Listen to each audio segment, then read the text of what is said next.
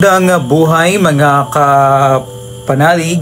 Welcome po sa ating special segment ngayong November 1 sa ating pong salita ng Diyos sa oras na ito. Medyo mahaba yung ating pong pagninilay ngayong araw na ito dahil November 1 at ang tema po ng ating pag-usapan dito po sa programang Salita ng Diyos sa oras na ito ay maging banal sa panahon ng hamon sa buhay. At isama na natin yung pananaw ni John Wesley tungkol sa pananampalataya at paniniwala ng pananampalatayang Metodista sa mga banal. Muli mga kapatid, magandang buhay mga kapatid sa Panginoon. Purihin ang Diyos na tayo'y muling pinagsama-sama sa kanyang tahanan upang magpuri at makinig sa kanyang salita. Ngayong unang araw ng Nobyembre na ito, nakikiisa ang ating simbahan sa araw ng mga banal, All Saints Day sa buong sanlibutan. Maraming nagtatanong, sino ba talaga ang mga banal? Who are the saints? Karaniwan nating iniisip yung banal na may imahe sa altar, may kasaysayan sa simbahan o kilalang santo. Ngunit sa pananaw ni John Wesley, ang tagapagtatag ng pananampalatayang Metodista, ang mga banal ay lahat ng mga anak ng Diyos na tapat sa pananampalataya at namumuhay ng pag-ibig araw-araw kahit walang titulo, kahit tahimik lang. Ang banal ay maaring ang lola mong araw-araw na nagdadasal, ang tatay mong nagsasakripisyo para sa pamilya, ang kapatid mong patuloy na nagsisilbi sa kabila ng mga pagsubok.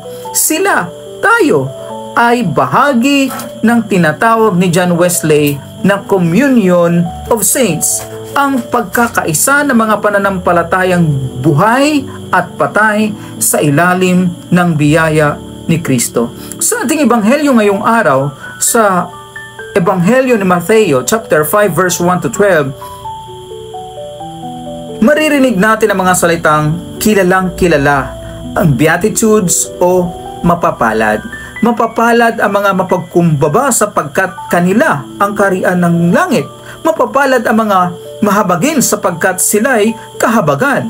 Mapapalad ang mga gumagawa ng kapayapaan sapagkat sila'y tatawaging mga anak ng Diyos. Mga kapatid, ito ang larawan ng tunay na banal. Hindi sila ang pinakamarunong, hindi yung pinakamaimpluwensya, kundi yung mga pusong marunong magpakumbaba, magpatawad at magmahal. Si Jesus ay hindi nagbigay ng listahan ng utos para maging banal.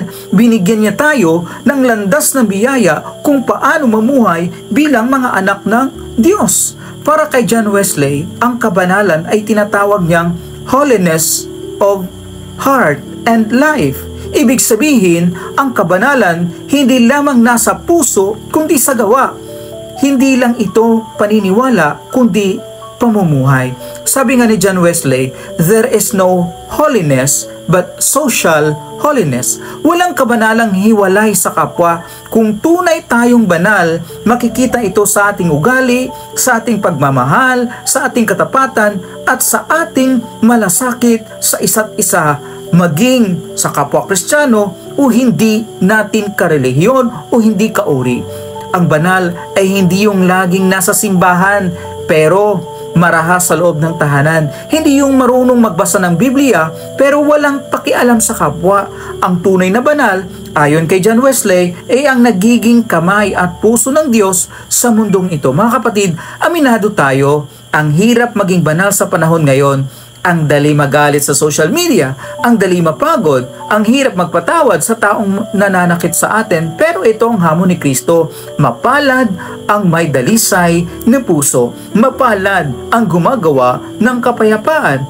Kahit ang mundo ay puno ng inggit, galit at ingay, tinatawag pa rin tayo ni Kristo na maging kalmadong ilaw sa gitna ng dilim. Sa panahon natin ngayon, hindi uso ang pagiging banal.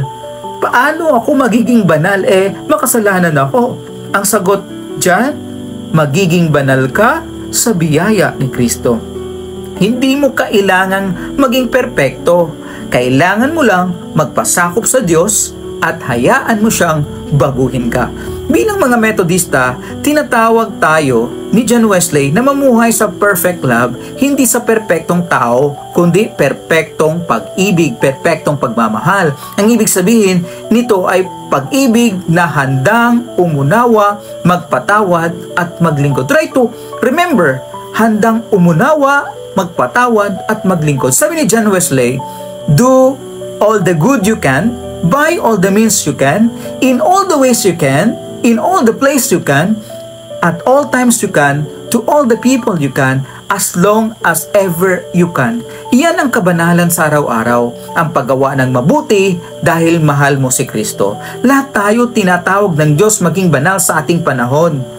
Hindi mo kailangang maging kilala para maging banal. Maging tapat ka lang, maging totoo at magmahal tulad ni Kristo. Sa iyong bahay, maging ilaw ka. Sa iyong trabaho, maging asin ka ng mundo. Sa iyong social media, maging tinig ng katotohanan, hindi ng kaguluhan. Sa gitna ng tukso at takot, manatiling tapat sa Diyos. Mga kapatid, ang tunay na banal ay hindi yung nagkakamali, kundi yung bumabangon, nananalig, at patuloy na nagmamahal. Kaya kung napagod ka sa laban ng buhay, tandaan mo ito. Ang kabanalan ay hindi pagiging perpekto, ito'y pagpapatuloy. Naway, namuhay tayo sa pag-ibig, maglingkod ng may katapatan at maging tinig ng katotohanan sa gitna ng panahon dahil ito ang ating panawagan bilang bayan ng Diyos. Pagpalain tayong lahat mga kapanalig ng ating Panginoon sa araw na ito. Sa pangalan ng Ama, Anak at Espiritu Santo, ngayon at magpakailanman. Amen.